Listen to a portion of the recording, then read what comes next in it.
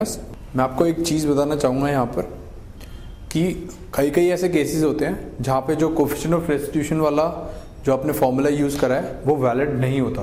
मतलब जो coefficient of restitution वाला होता along the line of impact वो वैलिड नहीं होता। वो किन केसेस में वैलिड नहीं होता? हम तीन केसेस देखते हैं, ये ए, ये B, okay, and this is C. इस केस के अंदर क्या है, दोनों बॉडीज फ्री टू मूव है, ये कहीं पे भी जा सकती हैं। तो इस केस के अंदर आप कोफिशिएंट ऑफ रेस्टिट्यूशन वाला फॉर्मूला लगा सकते हैं।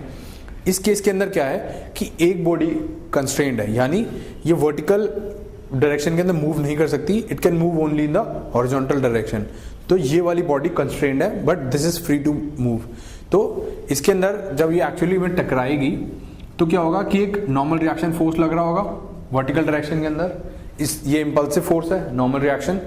बट फिर भी हम अलोंग द नॉर्मल, ये आपकी डेरिवेशन है जो आपके कोर्स में नहीं है, इसलिए मैं आपको नहीं बता रहा ये क्यों होता है क्यों नहीं होता।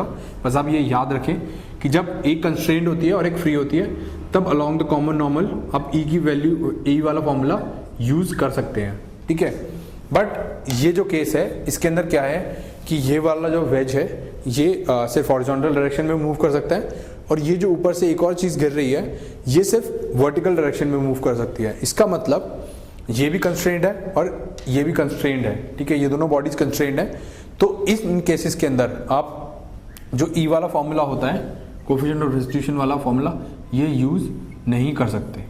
तो आप इस चीज़ का ध्यान रखें।